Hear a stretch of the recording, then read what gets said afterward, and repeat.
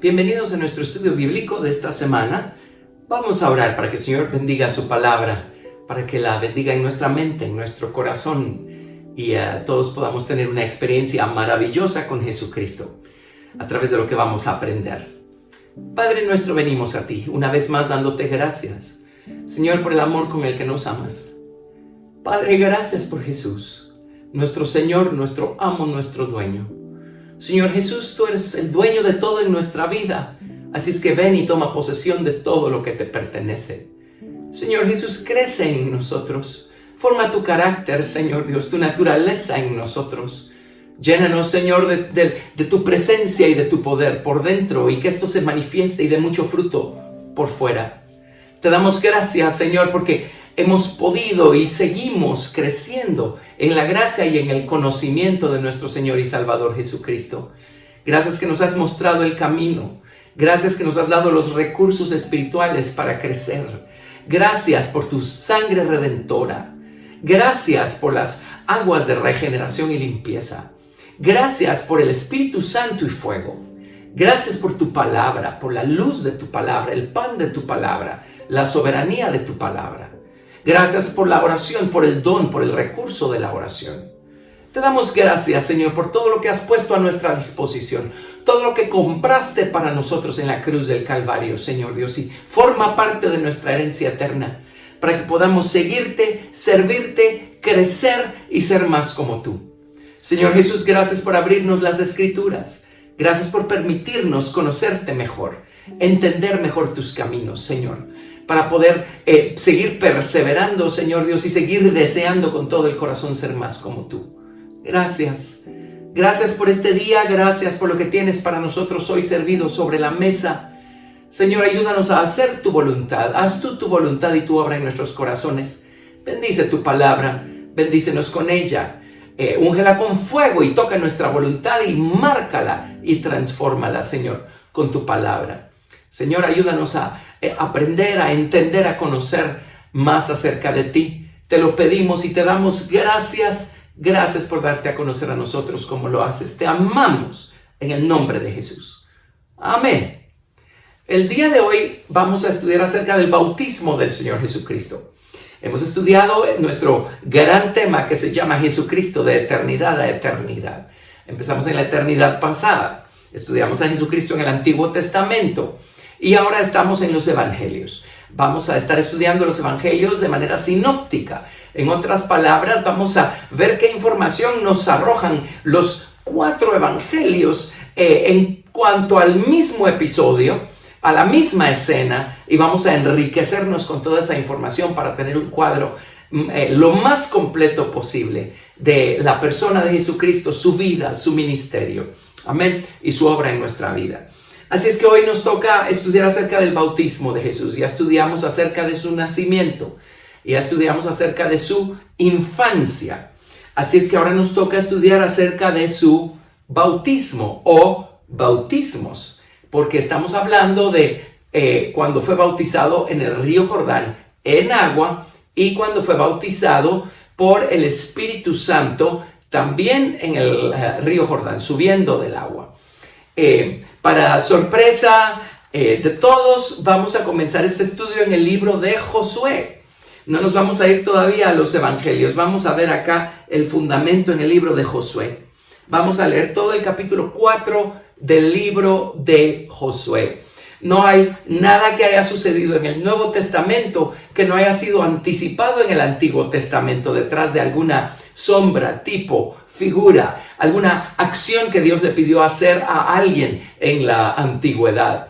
Recordemos que el propósito de toda la Escritura es revelarnos a Jesucristo, sí, desde el Génesis hasta el Apocalipsis.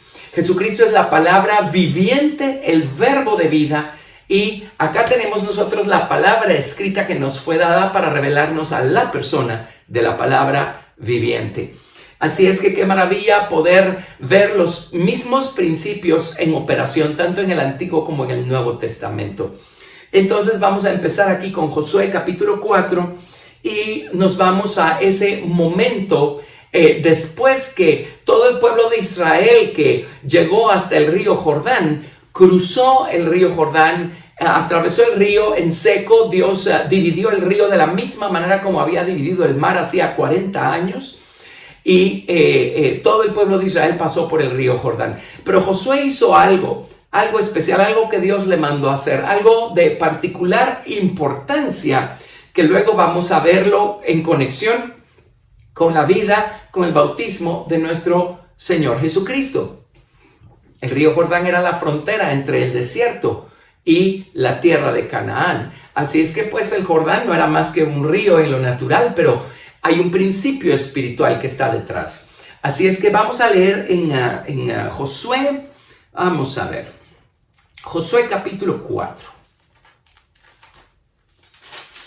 Vamos a leer todo el capítulo, desde el verso 1. Cuando toda la gente hubo acabado de pasar el Jordán, Jehová habló a Josué diciendo: tomad del pueblo 12 hombres, uno de cada tribu, y mandadles diciendo: tomad de aquí, de en medio del Jordán, del lugar donde están firmes los pies de los sacerdotes, 12 piedras, las cuales pasaréis con vosotros, y levantadlas en el lugar donde habéis de pasar la noche. Entonces Josué llamó a los 12 hombres a los cuales él había designado de entre los hijos de Israel, uno de cada tribu. Y les dijo Josué: pasad delante del arca de Jehová vuestro Dios a la mitad del Jordán, y cada uno de vosotros tome una piedra sobre su hombro, conforme al número de las tribus de los hijos de Israel, para que esto sea señal entre vosotros. Y cuando vuestros hijos preguntaren a sus padres mañana, diciendo: ¿qué significan estas piedras?, les responderéis: que las aguas del Jordán fueron divididas delante del arca del pacto de Jehová.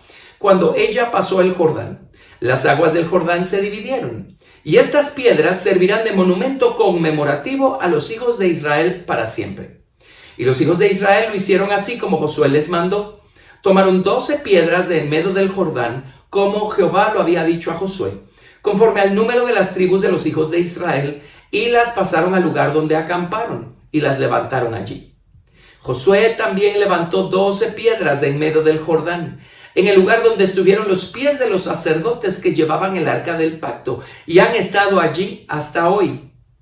Y los sacerdotes que llevaban el arca se pararon en medio del Jordán, hasta que se hizo todo lo que Jehová había mandado a Josué que dijese al pueblo, conforme a todas las cosas que Moisés había mandado a Josué. Y el pueblo se dio prisa y pasó.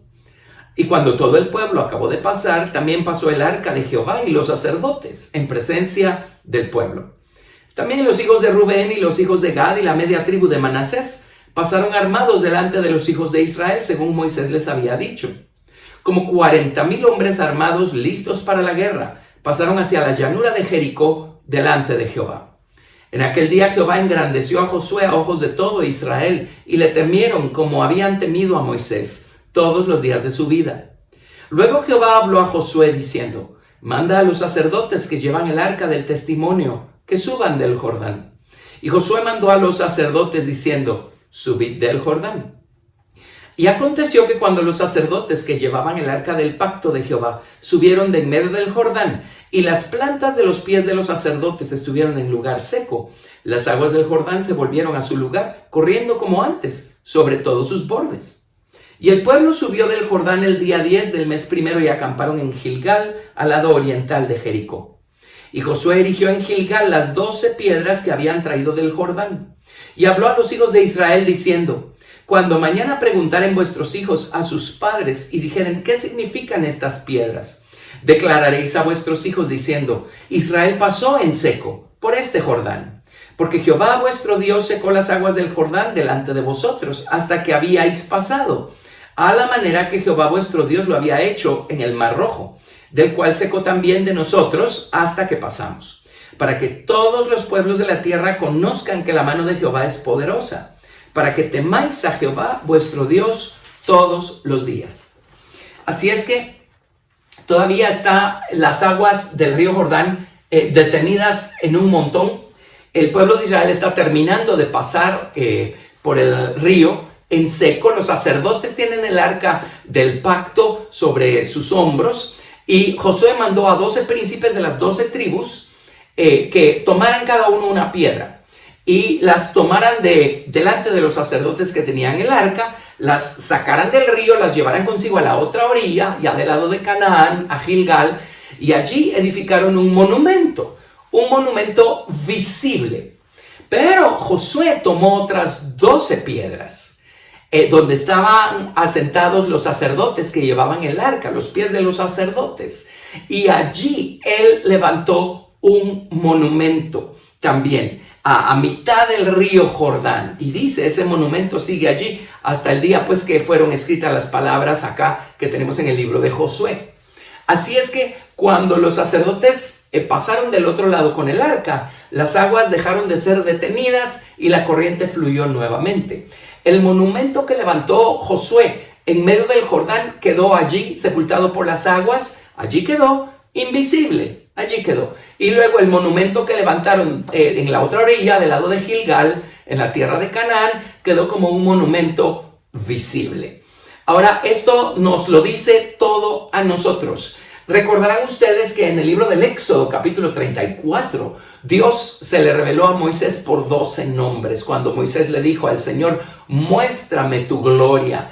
Entonces el Señor proclamó estos 12 nombres, le reveló a Moisés estos 12 nombres, que son Jehová, fuerte, misericordioso, piadoso, tardo para la ira, grande en misericordia, grande en verdad, que guarda misericordia a millares, que perdona la iniquidad, perdona la rebelión, perdona el pecado. Y el último se resume en juez justo. 12 nombres. El número 12 tiene que ver con la soberanía de Jesucristo, el Hijo de Dios. Y la soberanía de Jesucristo estaba representada en esa arca. Así es que fue la soberanía de Cristo la que abrió el camino allí por en medio del río Jordán.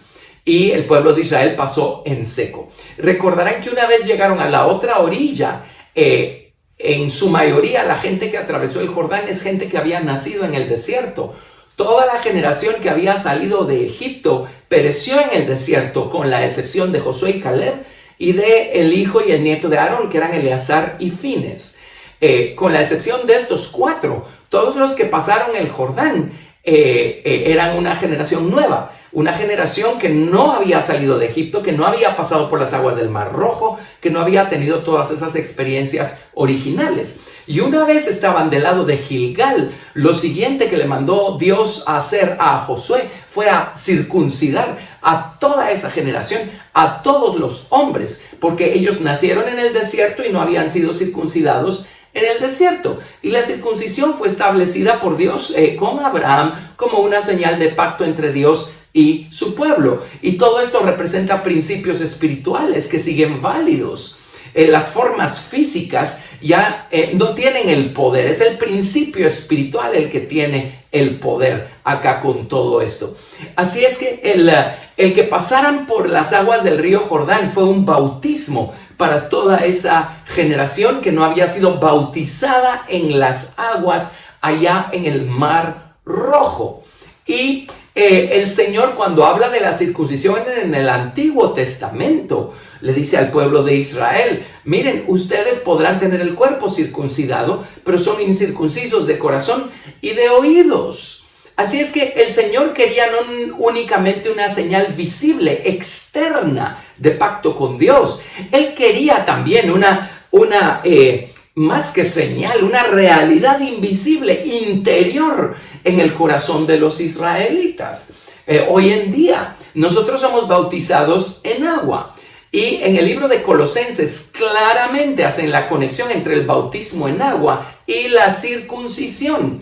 El bautismo en agua hoy, allí, porque somos bautizados en el nombre, en la naturaleza del Señor Jesucristo, es que ese nombre puede operar una circuncisión en nuestro viejo corazón.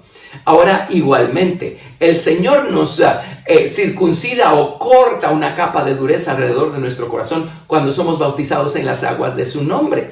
Pero luego a nosotros nos toca seguir circuncidando nosotros, seguir quitando nosotros de en medio cualquier dureza que todavía quede en nuestro corazón. El Señor quiere que vivamos una vida separada para Dios, sí, por fuera, pero esta separación que los demás van a notar en nosotros por fuera va a ser el resultado o el reflejo de esta condición que estamos viviendo nosotros por dentro. Así es que el bautismo en agua es una cosa que hacemos por fuera, somos sumergidos en el agua por fuera, pero el Señor también allí empieza a hacer una obra por dentro, en nosotros. Entonces, por eso es que Josué puso estas 12 piedras adentro del río y quedaron allí invisibles, sepultadas por las aguas. Y mandó a poner estas 12 piedras de manera visible en la otra orilla del río. Todo esto para dar un testimonio a las generaciones venideras del pacto que había entre Dios y su pueblo. Como les digo, inmediatamente después circuncidaron a toda esa generación que había nacido en el desierto. Así es que había una señal invisible adentro del agua y había una señal visible afuera del agua. Las 12 piedras representan estos 12 nombres.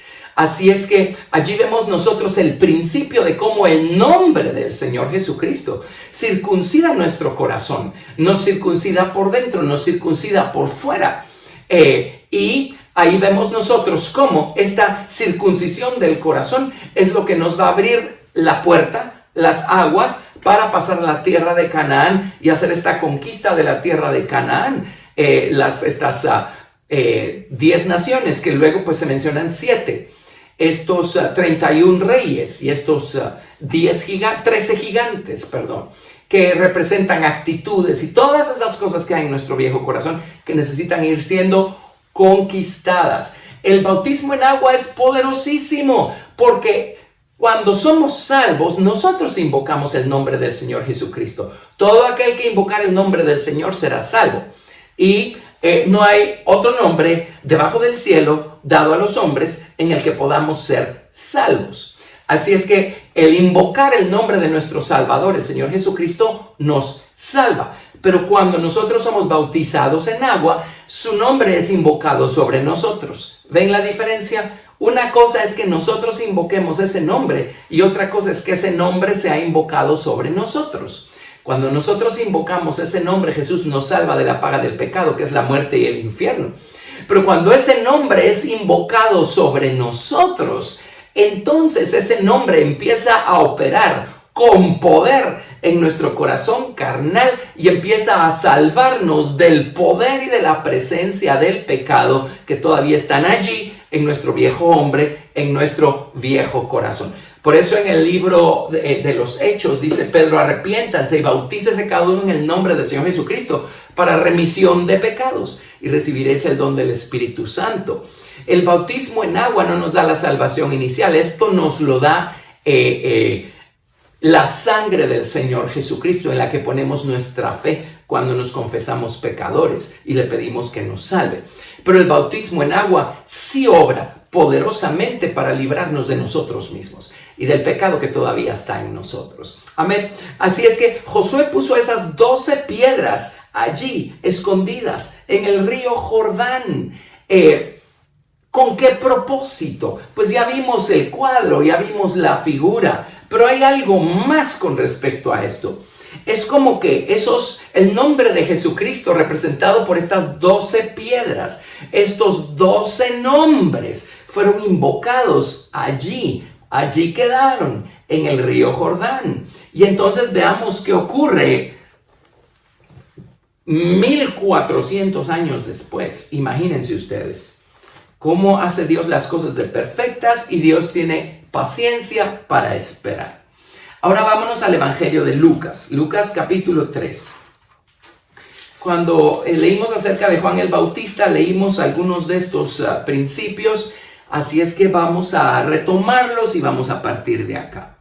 Lucas capítulo 3, verso 1.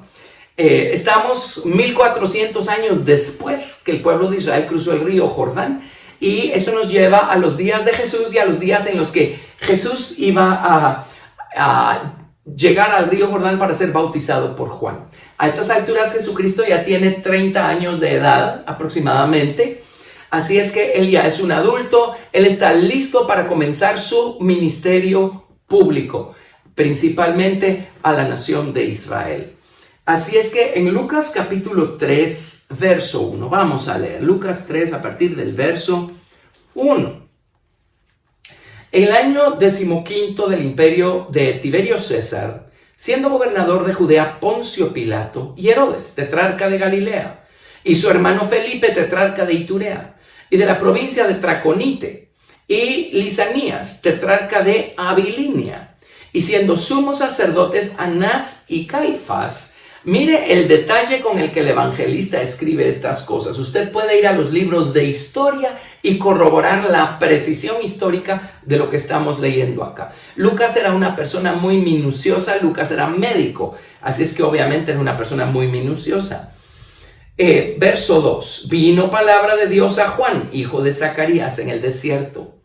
Y él fue por toda la región contigua al Jordán, predicando el bautismo del arrepentimiento para perdón de pecados. Ahora, el bautismo que profesaba Juan era un bautismo diferente al bautismo que practicamos hoy o al bautismo que se practica a partir del día que Juan bautizó al Señor Jesucristo. Lo vamos a ver en un momento. Ya estudiamos cuando estudiamos a Juan el Bautista cómo el arrepentimiento es el precursor de una revelación mayor del Señor Jesucristo.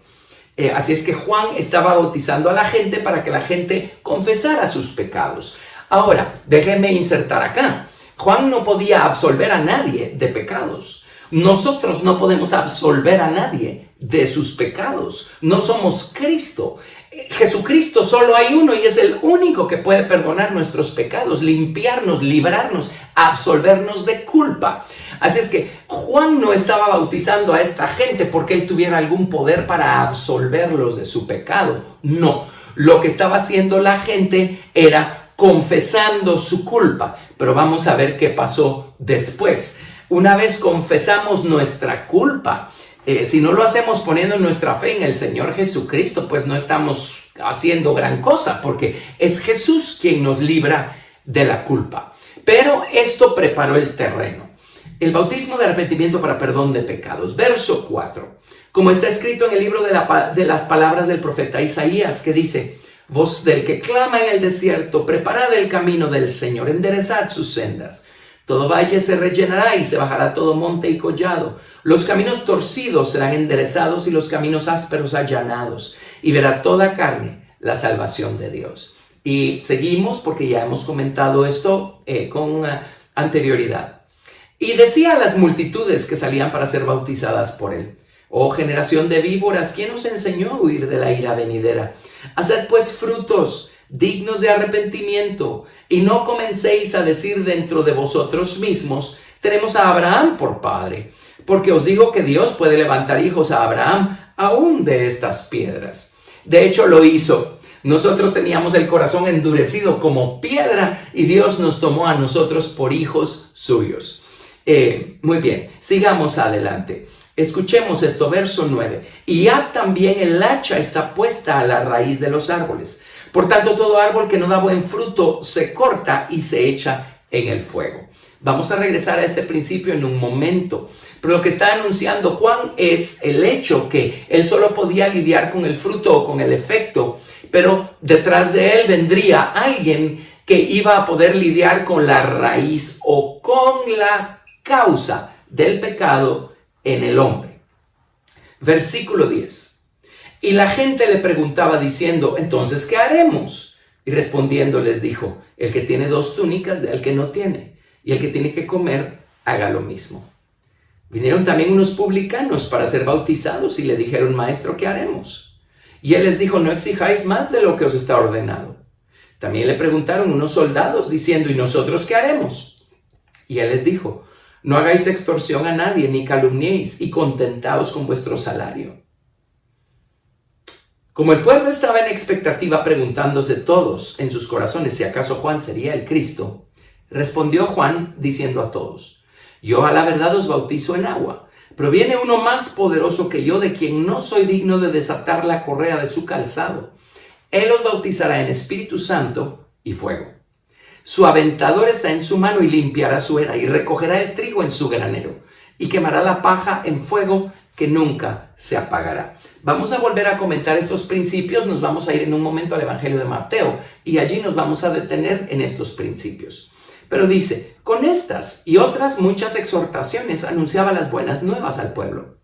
Entonces Herodes el tetrarca, siendo reprendido por Juan a causa de Herodías, mujer de Felipe su hermano, y de todas las maldades que Herodes había hecho, sobre todas ellas añadió además esta: encerró a Juan en la cárcel. Ahora, eso vino después, eso aconteció unos días después.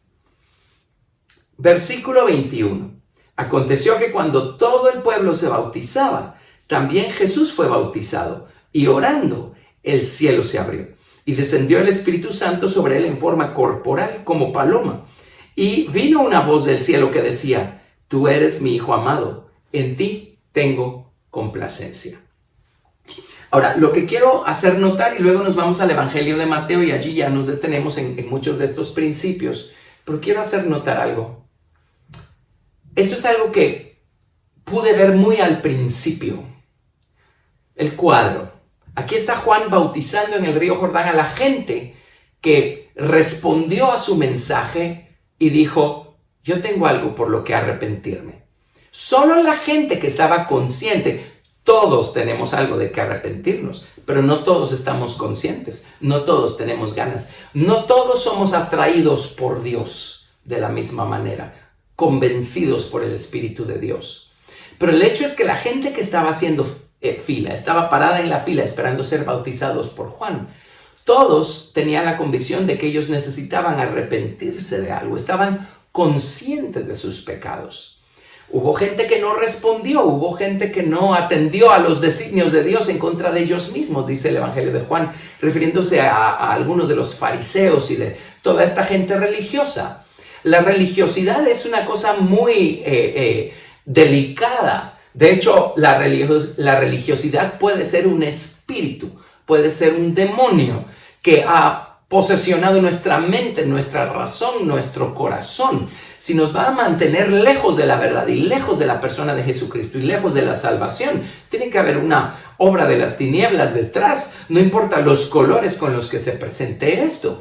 Pero toda esta gente llena de religiosidad estaba tan contenta con su posición, especialmente los fariseos, ¿verdad?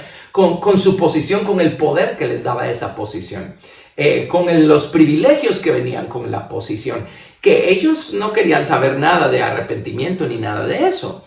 De hecho, Jesús les llamó sepulcros blanqueados, porque por fuera se veían muy santos, pero por dentro, pues, dice el Señor Jesús, están llenos de huesos de muertos, ¿verdad? Así es que, ¿se imaginan ustedes a los fariseos observando de lejos?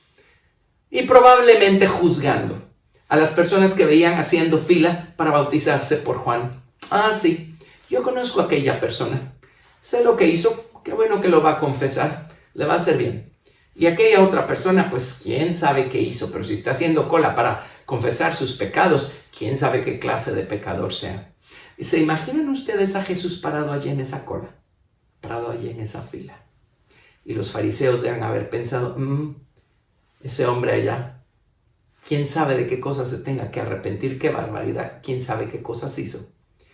Y a Jesús, sin importarle la opinión de nadie, él fue y cumplió con toda justicia y fue bautizado por Juan. Él no tenía nada que confesar, él no tenía ningún pecado, transgresión, iniquidad, de ninguna manera, pero él necesitaba ser bautizado por lo menos dos razones que vamos a ver en un momento.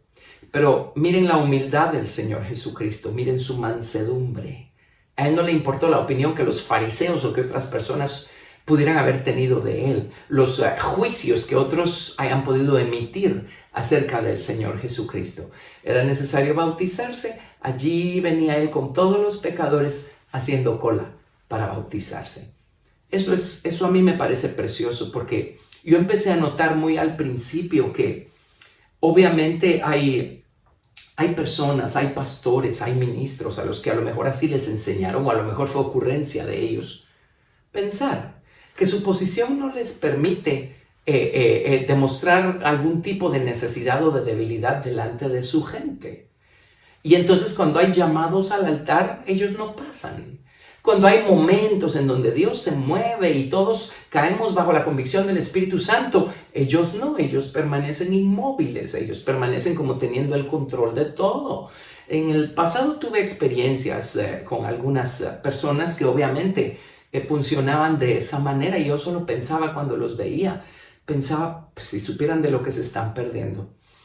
Así es que qué maravilla es tener la libertad para hacer lo que corresponde. Si hay un llamado para arrepentimiento, atendamos, no importa quiénes seamos o no seamos. No desaprovechemos las oportunidades que Dios nos da. Recuerdo en una ocasión fuimos con varios de los jóvenes que éramos parte del Ministerio de Alabanza. Fuimos a ministrar a una iglesia al interior de la República. Y bueno, Dios nos usaba. Y empezamos a alabar al Señor y entramos en adoración y entramos en cántico a Jehová. Y allí se empezaba a mover el espíritu de profecía y los dones del Espíritu.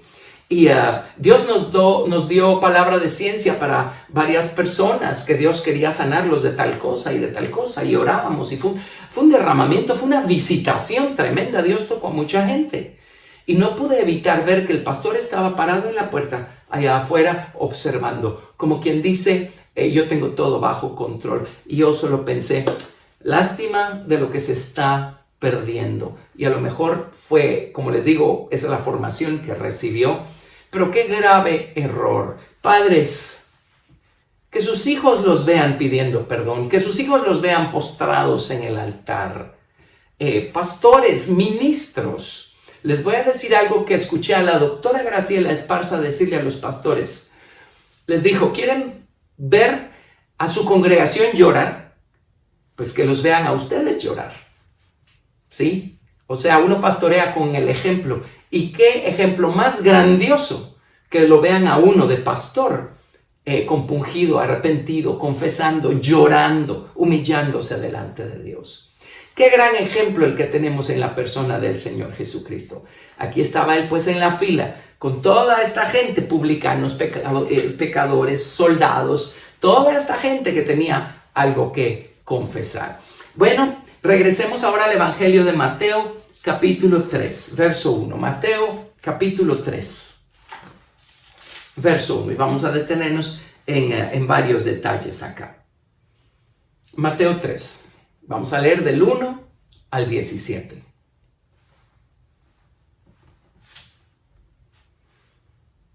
En aquellos días vino Juan el Bautista predicando en el desierto de Judea y diciendo, arrepentíos, porque el reino de los cielos se ha acercado. Pues este es aquel de quien habló el profeta Isaías cuando dijo, voz del que clama en el desierto, preparad el camino del Señor, enderezad sus sendas. Y Juan estaba vestido de pelo de camello y tenía un cinto de cuero alrededor de sus lomos, y su comida era langostas y miel silvestre. Y salía a él Jerusalén y toda Judea y toda la provincia de alrededor del Jordán, y eran bautizados por él en el Jordán, confesando sus pecados. Al ver él que muchos de los fariseos y de los saduceos venían a bautizar, al bautismo les decía, generación de víboras, ¿quién os enseñó a huir de la ira venidera? Haced pues frutos dignos de arrepentimiento, y no penséis decir dentro de vosotros mismos, a Abraham tenemos por padre, porque yo os digo que Dios puede levantar hijos a Abraham aún de estas piedras. Y sí, hay una obra interna, el fruto de esa obra interna se va a dejar ver por fuera. Por eso dice, haced frutos dignos de arrepentimiento. Y en el Evangelio de Lucas, los frutos dignos de arrepentimiento es, si ven a alguien que tiene frío y ustedes tienen 2 túnicas, denle una. Si ustedes son cobradores de impuestos, no cobren más de lo necesario. Si ustedes tienen algún poder, porque son autoridades civiles, no abusen del poder que tienen, etcétera, ¿verdad? Frutos dignos de arrepentimiento. Y es por los frutos que se va a conocer la naturaleza del árbol. Muy bien. Entonces dice, ya también el hacha está puesta a la raíz de los árboles. Por tanto, todo árbol que no da buen fruto es cortado y echado en el fuego. Nuevamente, como ya comentamos, lo que está diciendo aquí es, yo puedo lidiar con el fruto o con el efecto, pero detrás de mí viene alguien que va a lidiar con la causa. Detrás de mí viene alguien que va a lograr entrar al corazón humano, tocar el corazón, transformarlo, convertirlo, lidiar con la causa, para que podamos dar otra clase de fruto. Muy bien. Entonces, leamos por favor Mateo capítulo 7 del 15 al 20. Mateo 7 del 15 al 20.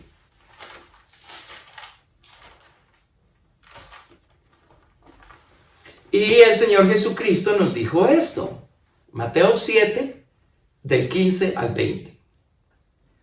Guardaos de los falsos profetas que vienen a vosotros con vestidos de ovejas, pero por dentro son lobos rapaces.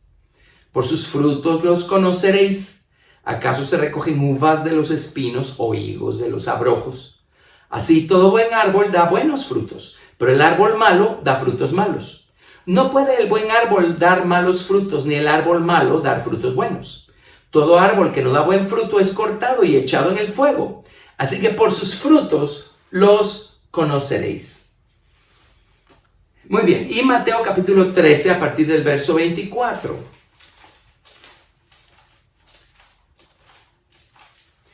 Mateo 13, a partir del verso 24. Del 24 al 30. Mateo 13, 24. Les refirió otra parábola diciendo: el reino de los cielos es semejante a un hombre que sembró buena semilla en su campo. Pero mientras dormían los hombres, vino su enemigo y sembró cizaña entre el trigo, y se fue. Y cuando salió la hierba y dio fruto, entonces apareció también la cizaña. Vinieron entonces los siervos del padre de familia y le dijeron: Señor, ¿no sembraste buena semilla en tu campo? ¿De dónde pues tienes cizaña?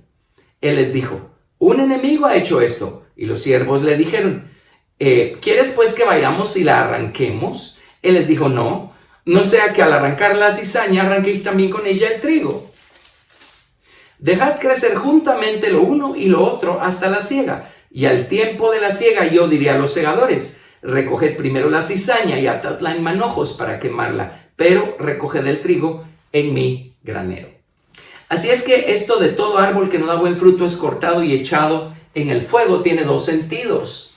Uno se refiere a esos malos árboles, producto de esas malas semillas que hay en nuestro corazón carnal, en nuestra mente carnal. Nosotros solo vemos el resultado o el producto de esta semilla de engaño, error, de lo que sea. Vemos el fruto, vemos cómo nos hacen actuar, pensar, razonar y actuar de ciertas maneras. Entonces, nosotros podemos y debemos arrepentirnos por lo que vemos, por la acción. Pero muy bien podemos ir hasta la raíz y arrepentirnos de la causa. La causa está en nuestro viejo hombre, en nuestra mente carnal, en nuestra naturaleza carnal. La causa está en el corazón. Y podemos ir a Jesús y decirle: Señor Jesús, toca la causa, quítala de en medio, arráncala. Te lo ruego, quítala de mi vida, arráncala de mi vida. El Señor Jesucristo vino a lidiar con la causa, por eso era necesario que Él muriera, resucitara, fuera hecho omnipresente y pudiera así venir a nuestros corazones y empezar a arrancar los árboles de raíz. Así es que, en un sentido, estos árboles que son cortados y echados en el fuego se refiere pues a esos malos árboles que tenemos nosotros en el jardín de nuestro viejo corazón que el pecado echó a perder. Yo prefiero que el Señor con su fuego, con el fuego de su amor ardiente, de su celo, con el fuego del Espíritu Santo, venga y queme todos esos malos árboles que hay en mí, a esperar a llegar delante de la presencia del fuego consumidor, así se le llama al Señor Jesucristo. Les voy a dar la cita, y entonces ver cómo son consumidas todas estas cosas que eran contrarias a la naturaleza de Cristo, cuando pues va a ser demasiado tarde. En otras palabras, va a ser una pérdida para mí. Yo prefiero que el Señor queme todos estos malos árboles aquí y ahora, y no esperar a llegar allá arriba y que allá sean quemados los árboles que todavía permanecen en mi corazón. Por el otro lado, estos malos árboles también se refieren a gente. Bueno, este es todo un estudio, pero también hay gente que tiene una semilla equivocada y va a dar mal fruto toda su vida. Y el Señor Jesucristo dice que el enemigo es quien siembra esta mala semilla en medio de la buena semilla.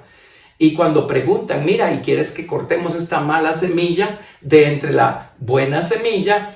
El Señor dice, no, de ninguna manera, porque si cortan la mala semilla, cuando ya broten esos frutos, pues por fuera se van a parecer mucho a los frutos que da la buena semilla, aunque la naturaleza de la planta no es la correcta. Entonces dice, no, espérense a que crezcan juntamente los árboles buenos y los árboles malos. Y cuando vengan los segadores, cuando vengan los ángeles, ellos van a saber hacer la diferencia y mandar a toda esta mala semilla al fuego eterno.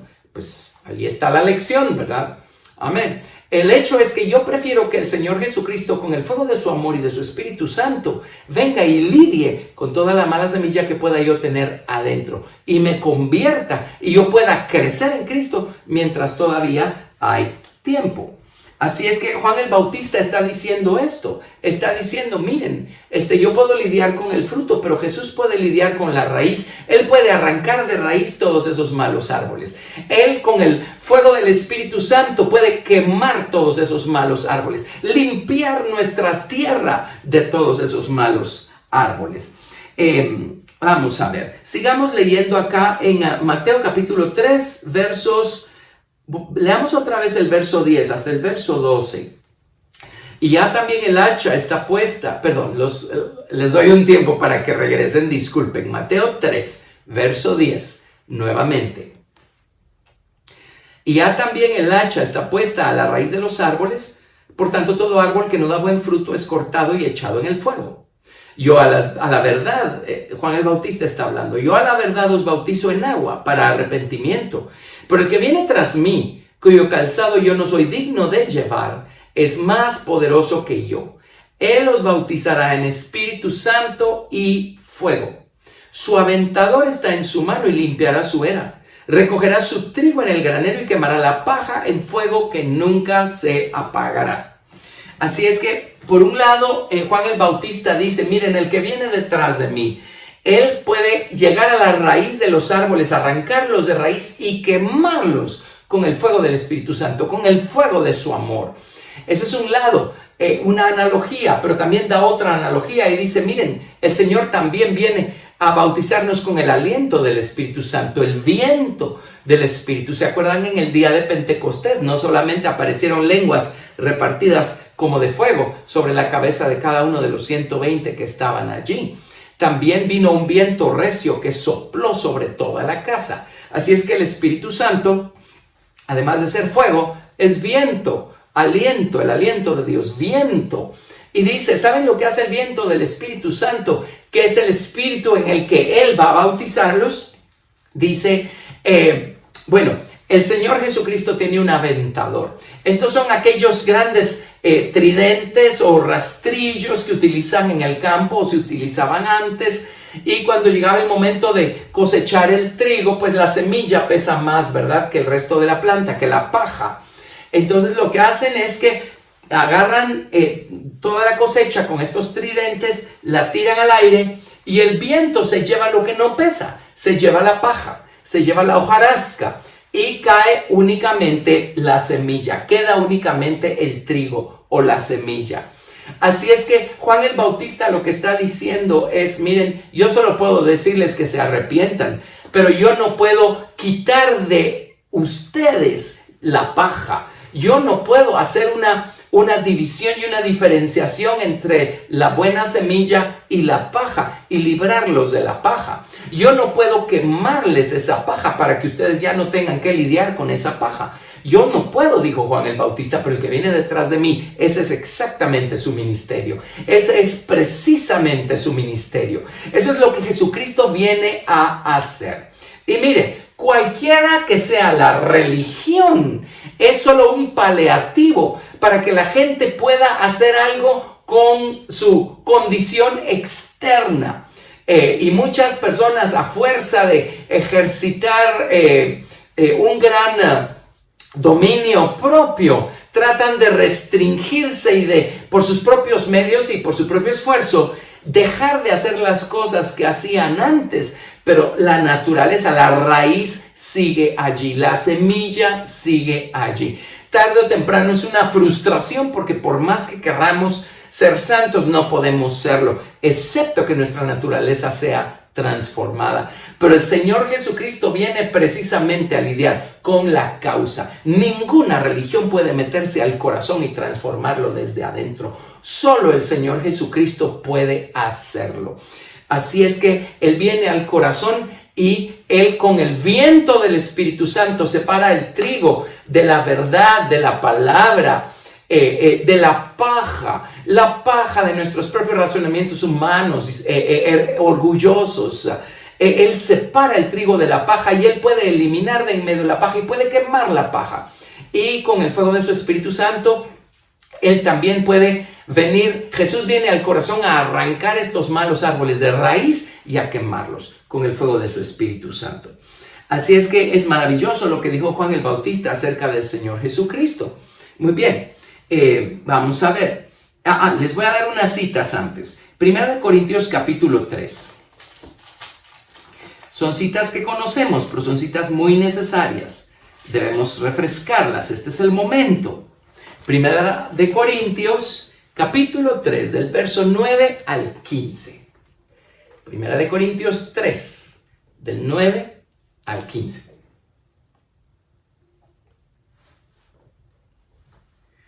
Porque nosotros somos colaboradores de Dios y vosotros sois labranza de Dios, edificio de Dios.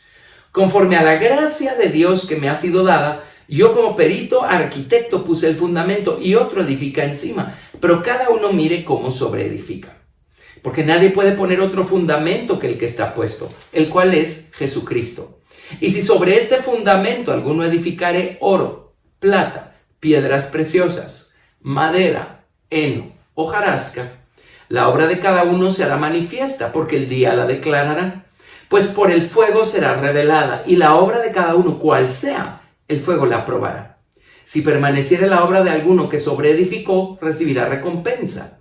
Si la obra de alguno se quemare, él sufrirá pérdida, si bien él mismo será salvo, aunque así como por fuego. Así es que esto confirma lo que acabo de decirles. Como cristianos, como creyentes, todavía en nuestro viejo hombre tenemos mucha paja, mucha madera, heno y hojarasca. No esperemos a ser llamados a casa para que el fuego de la presencia de Jesucristo lo queme y suframos algún tipo de pérdida. Pues no vamos a dejar de ser salvos, pero vamos a sufrir pérdida. Yo prefiero que el Señor lidie conmigo aquí y ahora, que todavía puedo elegir seguir edificando.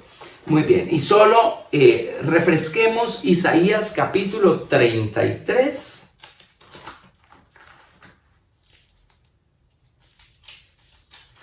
Isaías 33 del 14 al 16. Isaías 33 del 14 al 16.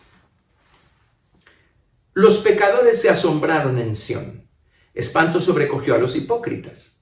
¿Quién de nosotros morará con el fuego consumidor? ¿Quién de nosotros habitará con las llamas eternas? El que camina en justicia y habla lo recto. El que aborrece la ganancia de violencias. El que sacude sus manos para no recibir cohecho. El que tapa sus oídos para no oír propuestas sanguinarias. El que cierra sus ojos para no ver cosa mala. Este habitará en las alturas. Fortaleza de rocas será su lugar de refugio y se le dará su pan y sus aguas serán seguras. Así es que aquí confirmamos el hecho que Dios es fuego consumidor y llamas eternas. Él quiere, del lado de la misericordia, Él quiere quemar toda esa madera, heno y hojarasca. Él quiere arrancar de raíz todos esos malos árboles y quemarlos aquí y ahora. Muy bien, así es que no esperemos a que sea demasiado tarde. Ese es el ministerio del Señor Jesucristo que Juan el Bautista anunció que vendría. Bueno, regresemos a Mateo. Mateo capítulo 3. Nuevamente Mateo capítulo 3, verso 13. Mateo 3, 13.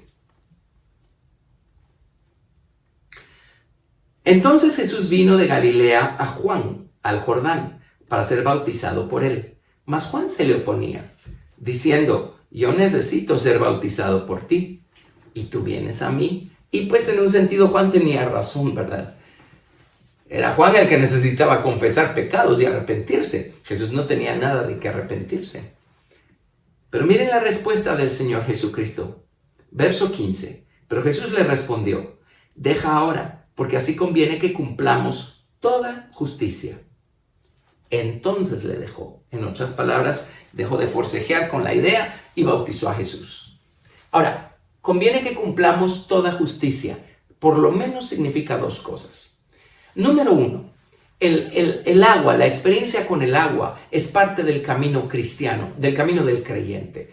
Veámoslo en la antigüedad. El pueblo de Israel fue salvo de ser esclavos de los egipcios por medio de la sangre del Cordero de la Pascua. Luego apareció la columna de nube y fuego, figura del Espíritu Santo, que iba conduciéndolos y guiándolos por el camino. Pero llegaron al Mar Rojo. Las aguas del Mar Rojo se abrieron y, citando a Pablo en 1 Corintios 10, todos en Moisés fueron bautizados en la nube y en el mar. Así es que estaba la sangre, estaba el fuego del Espíritu Santo y estaban las aguas del bautismo, por los que tenían que atravesar todos los israelitas para dejar Egipto, entrar al desierto y llegar al monte de Sinaí. Si nos vamos al tabernáculo de Moisés, el primer mueble que encontramos en el atrio es el altar de bronce, donde encontramos la sangre de los sacrificios. Ahí encontramos el fuego que venía de Dios y encendía y consumía los sacrificios.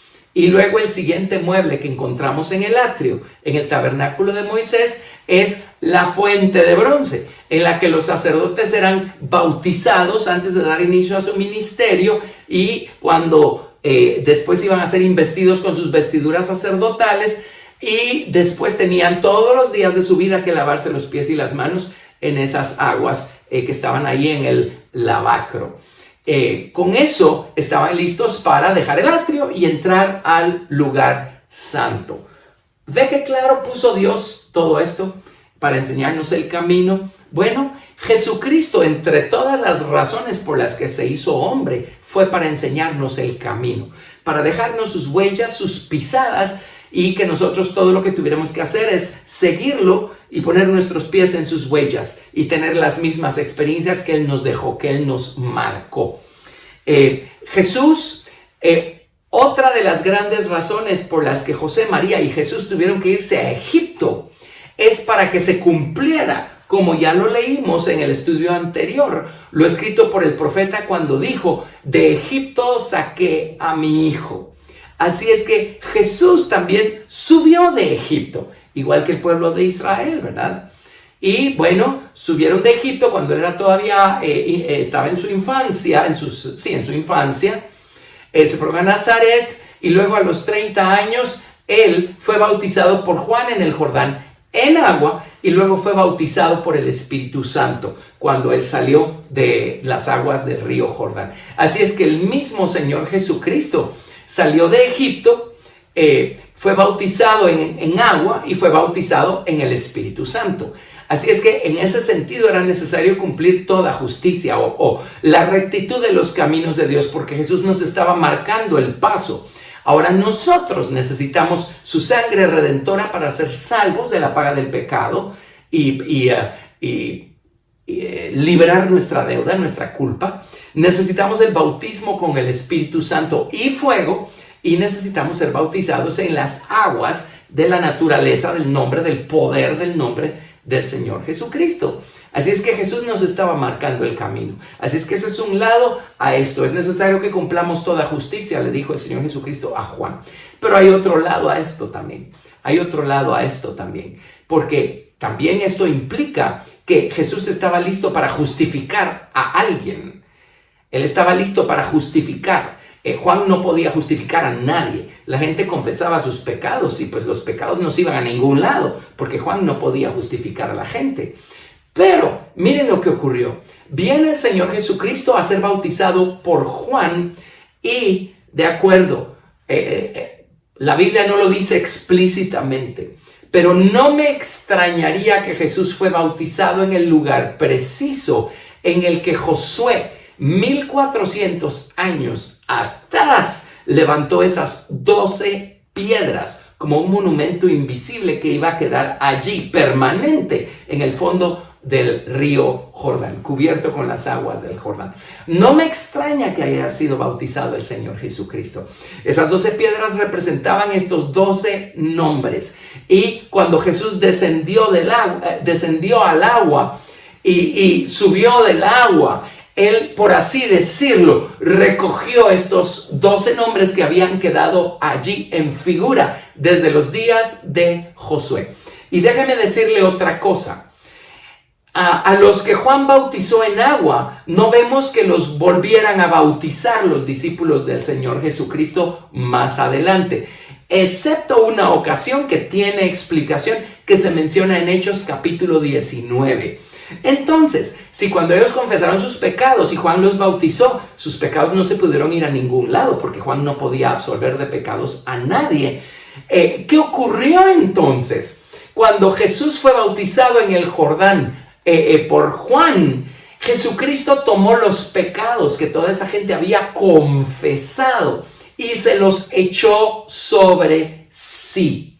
De esa manera Jesús justificó a las personas que habían sido bautizadas por Juan el Bautista. En ese momento caducó, esto le puso fin al ministerio de Juan el Bautista. Juan el Bautista ya no tenía por qué seguir bautizando gente.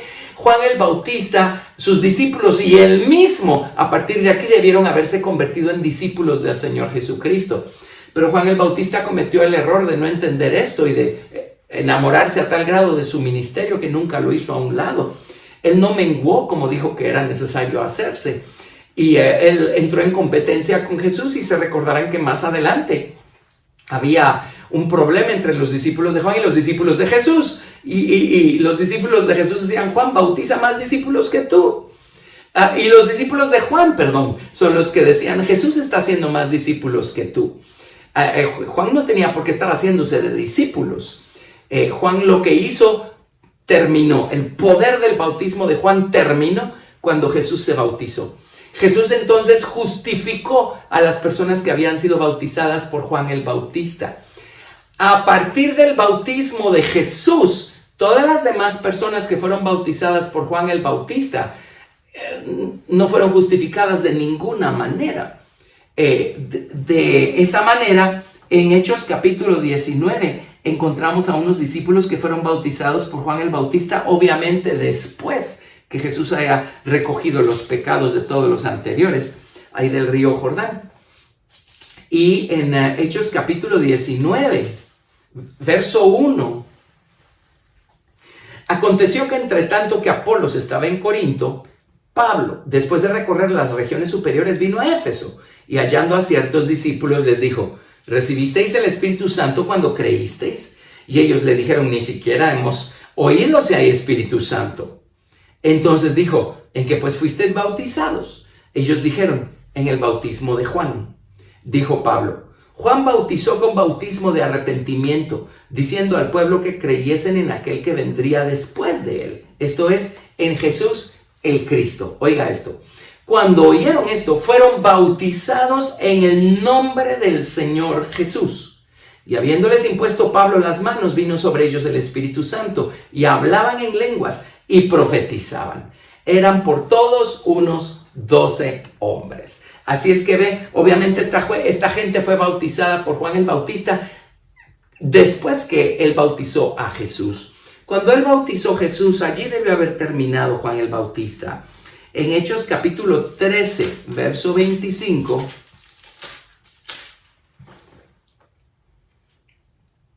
mire lo que dice.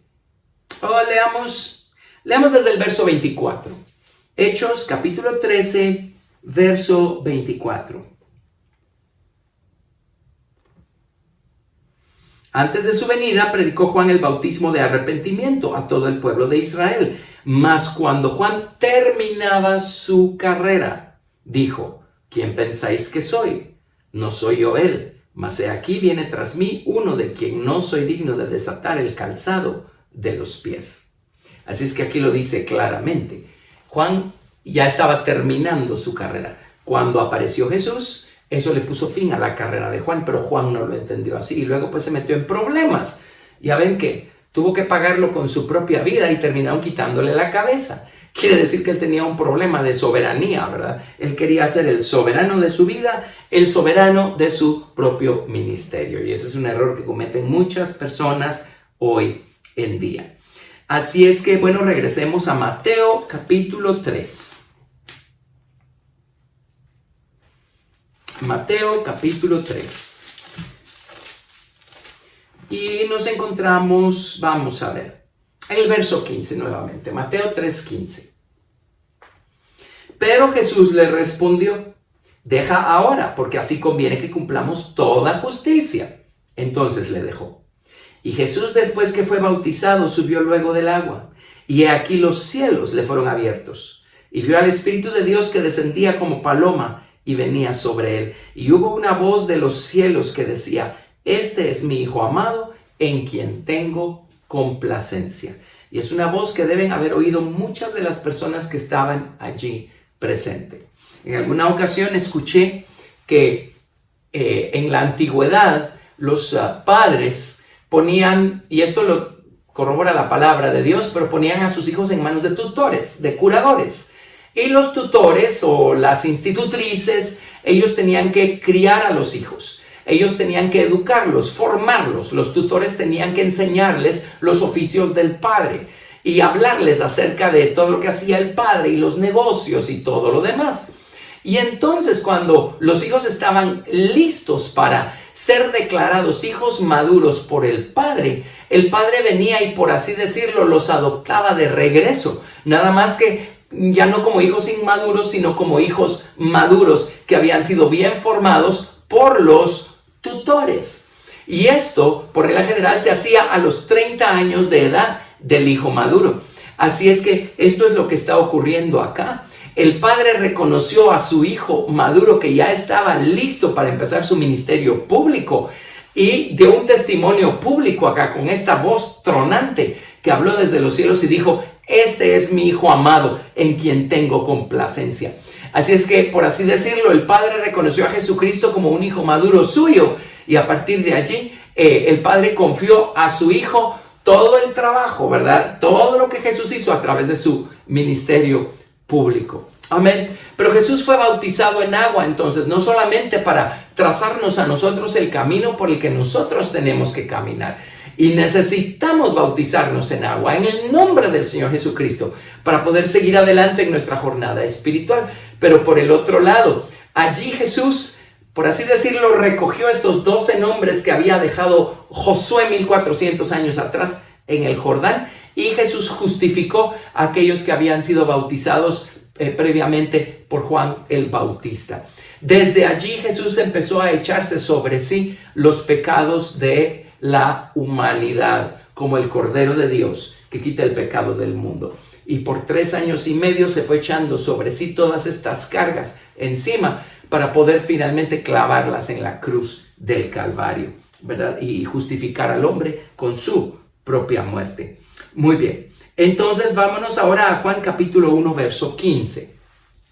San Juan capítulo 1, verso 15.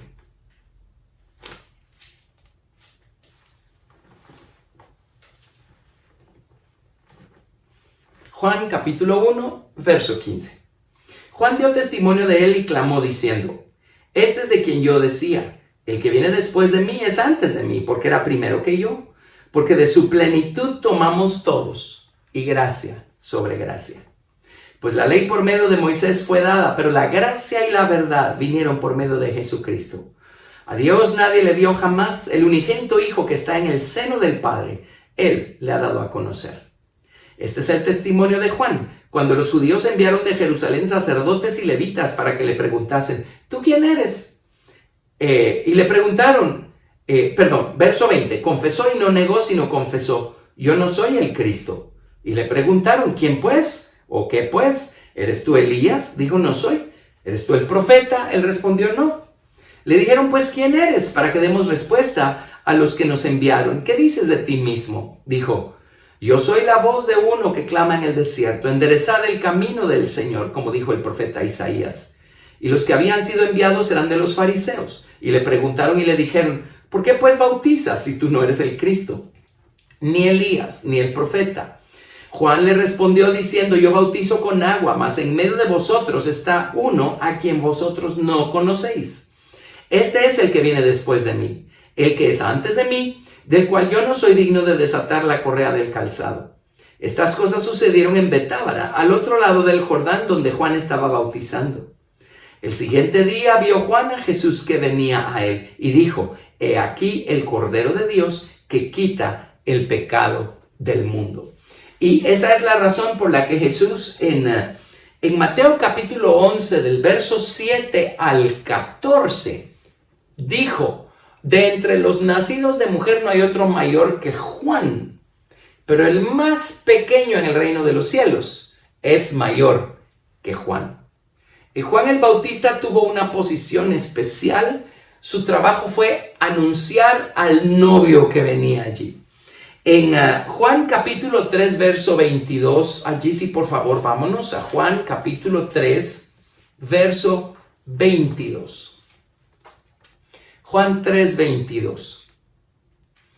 Después de esto vino Jesús con sus discípulos a la tierra de Judea y estuvo allí con ellos y bautizaba. Juan también bautizaba también en Enón junto a Salim, porque había allí muchas aguas y venían y eran bautizados, porque Juan no había sido aún encarcelado.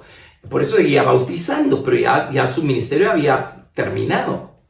Entonces hubo discusión entre los discípulos de Juan y los judíos acerca de la purificación. Y vinieron a Juan y le dijeron, Rabí, mira que el que estaba contigo al otro lado del Jordán, de quien tú diste testimonio, bautiza, y todos vienen a él, como que era una competencia. Respondió Juan y dijo, no puede el hombre recibir nada si no le fuere dado del cielo.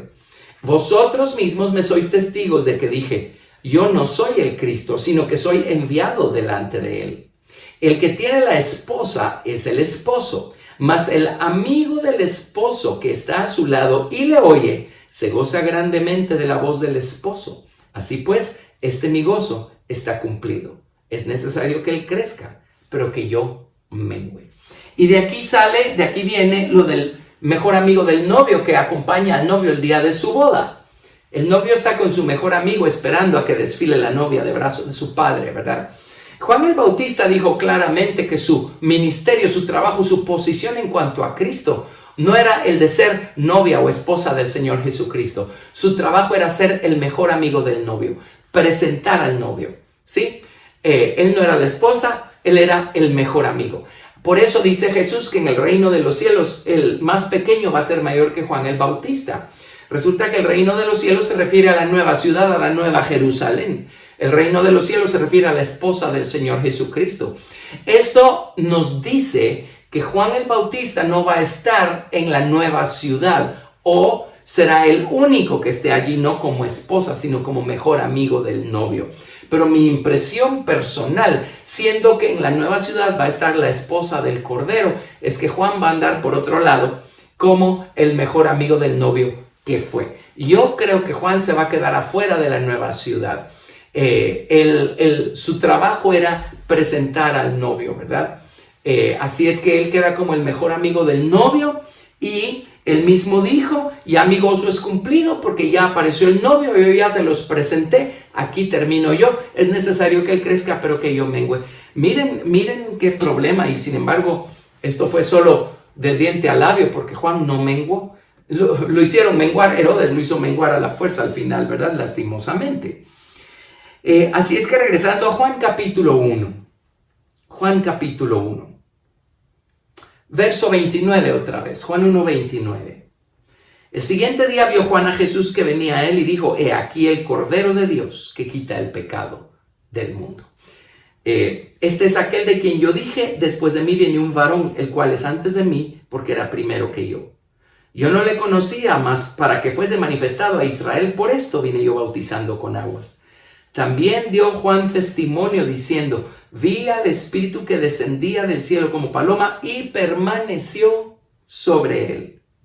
Y yo no le conocía, pero el que me envió a bautizar con agua, aquel me dijo, sobre quien veas descender el Espíritu y que permanece sobre él, ese es el que bautiza con el Espíritu Santo. Y yo le di y he dado testimonio de que este es el Hijo de Dios.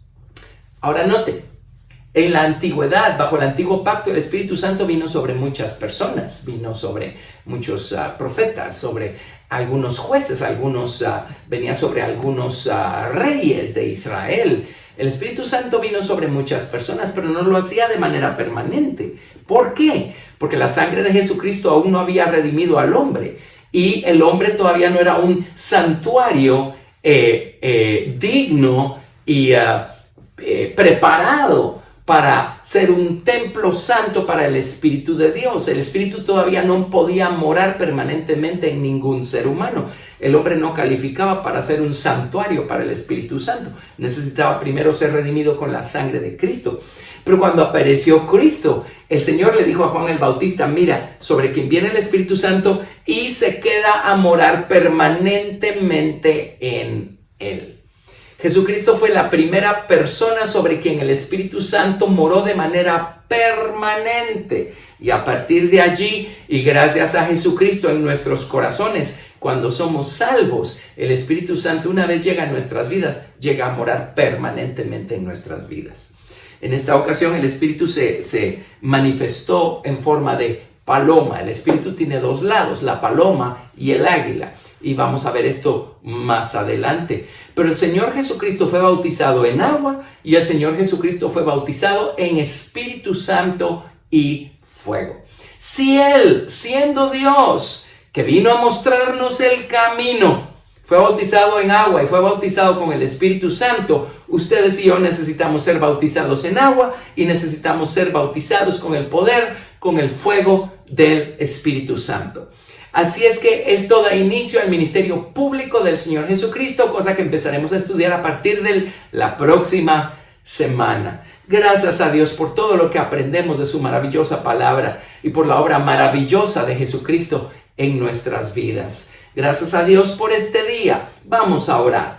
Padre, en el nombre de Jesús, ahora oro, Señor, que nuestros ojos sean abiertos aún más y podamos entender, Señor, la grandeza de tu amor que es para con nosotros por medio de Jesucristo. Y la grandeza de Cristo, su naturaleza, su amor, su ministerio para con nosotros, Señor. Gracias, Padre, por ayudarnos a conocer todo lo que podemos y debemos conocer acerca de Jesucristo. Ayúdanos a amar a Cristo cada día más y ayúdanos a crecer en Cristo cada día más. Gracias por tu palabra y por este día. Te damos toda la gloria en el nombre de Jesús. Amén. Dios los bendiga a todos.